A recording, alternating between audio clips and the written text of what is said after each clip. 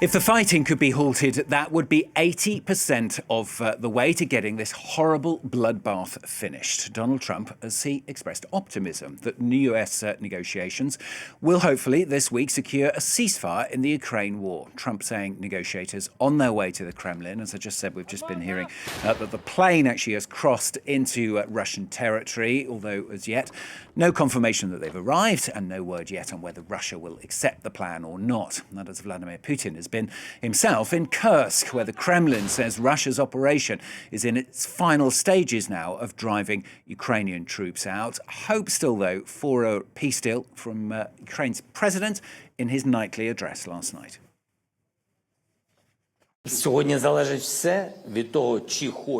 Today, everything depends on whether Russia wants a ceasefire or if it wants to continue the massacres. Everything depends on Russia.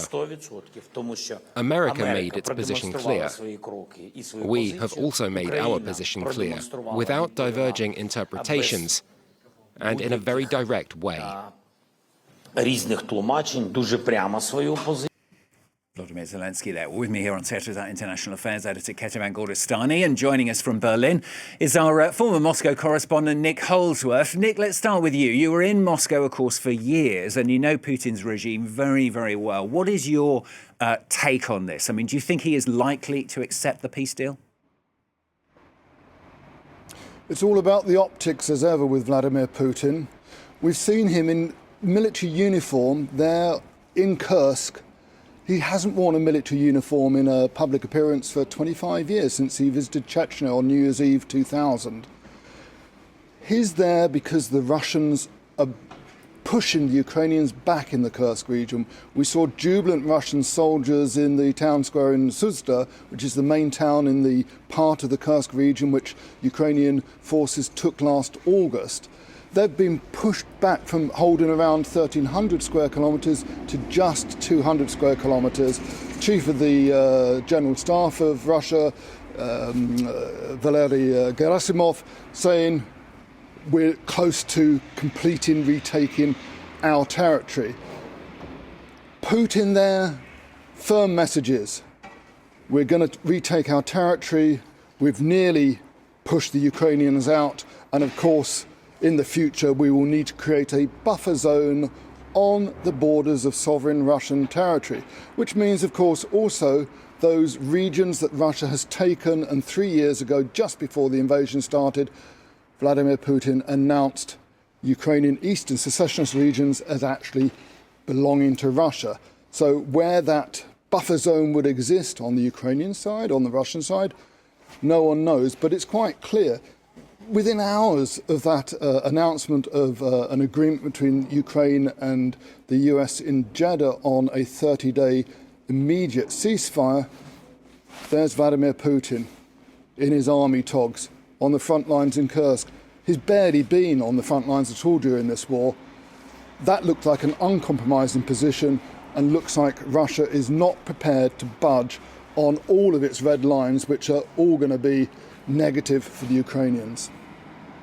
Kethavane, not very positive talk there from Nick. We've just been hearing, of course, US Special Envoy Steve Witkoff. His plane apparently has just crossed into Russian territory. He's heading to Moscow. It's a tough sell for him, isn't it? Absolutely. But I think for the Americans, there are two goals in these talks, which are basically the mirror talks to what happened in Jeddah with the Ukrainians. So the first immediate short-term goal, of course, is to try to get the Russians to present the sort of ceasefire plan, that immediate 30-day ceasefire plan, and to get the Russians to agree to that. And also, which is what Marco Rubio had said before heading to Jeddah, listen to both sides and see where they stand. Where are the concessions they're willing to make? Where are their red line? To be able to sort of gauge how far apart the Ukrainians and the Russians are when you're thinking a little bit ahead in the long term to a possible peace deal, which is sort of the point of the ceasefire, is to create the conditions to then have talks about a possible peace deal. Obviously, it's going to be complicated because we heard from Nick that the Russians don't seem inclined to accept even possibly this ceasefire. The indications earlier this month were that they didn't want anything resembling a temporary ceasefire. The question is how much leverage the U.S. will have on the Russians. It was clear the leverage they had on the Ukrainians. They pulled back intelligence sharing, they pulled back military aid, and they sort of forced the Ukrainians' hand to agree to that ceasefire. With the Russians, they don't have as much leverage, but they do have a sort of carrot and stick with the sanctions. They've talked about lifting the sanctions, and they've talked about putting on even more sanctions. But I think the biggest leverage of all for the Americans right now is the unpredictability of Donald Trump. Vladimir Putin does not know exactly how Donald Trump would react if he were to say, I'm simply not interested, because as the Americans have put it now, they're saying if Vladimir Putin says no, we will know who the impediment to peace is, and it will be solely on the Russians. Yeah, as you're talking there, Kethavane, a little bit more information coming out from the Kremlin as things tend to trickle out at this time of day. Trump and Putin aides apparently spoke on the phone on Wednesday. That's according to the Kremlin.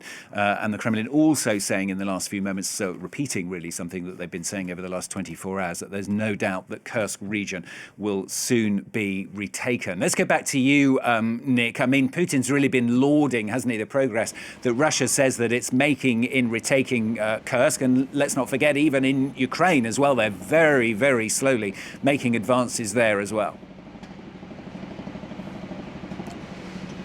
The Russians have made some rapid advances in the Kursk region in the last few days. There was this incredible and daring raid through a disused gas pipeline tunnel where Russian troops managed to come up behind Ukrainian troops and surprise them. Around 400 Ukrainian soldiers have been taken prisoner in just the last few days, and they obviously want to finish the job. So Putin's playbook will now be to play for time. He does not want to agree to a ceasefire before Russian troops have retaken the Kursk region. Elsewhere, Ukrainian troops are holding up well. The Russian advances in recent days has slowed, so those US supplies of arms, of course the Ukrainians will welcome those because those will enable them to hold the Russians further in other parts. But it does look like they've made a strategic withdrawal in the Kursk region, and they will probably give up Kursk fairly soon. So Putin is just going to play for time until they've retaken Kursk. I don't expect to see any fast agreement from the Russian side to the ceasefire. Putin will say, oh, we've got to discuss this first, we've got to discuss that. And he will push Trump. But as we do know, as you just mentioned, Trump is nothing if not unpredictable. So what Trump could do, what he may do, we don't know. And Putin has to bear that in mind as well. Finally then, Kethavane, I mean, this is all the short term, isn't it? Let's look a little bit longer term, because any ceasefire really is just a first step, isn't it? Beyond that, they've got to make concessions on both sides to ensure that there's some kind of durable, lasting peace.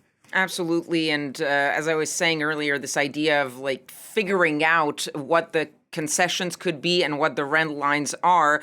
So far, what we've heard, both from the Russians and the Ukrainians, is mostly red lines. Not so much talk about concessions, especially on the Russian side, where the Russians have repeated over and over again their ultimate goal, which is a completely disarmed Ukraine, a Ukraine that drops completely its idea of one day joining NATO, no foreign troops on a Ukrainian soil, which would be, and this is something that almost everyone agrees on except the Russians, but the US, the Europeans, and the Ukrainians, which is that Europeans will somehow be involved and there will be some sort of foreign troops possibly on Ukrainian soil. That's a non-starter for the Russians so far. And finally, of course, this idea of controlling that territory. The Russians want Ukraine to recognize Crimea and those eastern provinces as officially controlled by the Russians. Obviously, all of those things are so far red lines for the Ukrainians, who believe that all of this is basically stripping them of their sovereignty. The one thing on which you seem to have a little bit of movement is possibly this question of territorial concessions. Vladimir Zelensky himself, in an interview earlier this year, had talked about the possibility of territorial swaps. That, of course, was while the Ukrainians were still controlling that region of Kursk that we were talking about. The fact that the Russians are taking back or claiming back that region sort of removes the biggest bargaining chip that Zelensky had when it came to territorial concessions. And so the question is, what sort of bargaining chip he will have going forward to try to claw back some of his territory while conceding something to the Russians. So this is where I think the importance of the Americans and the Europeans, and all of this, of course, is if the Russians agree to this ceasefire, is how much the Americans and the Europeans are going to be able to get involved, and who are they going to pressure into making the concessions that are currently needed in order to get those two sides to even agree on anything.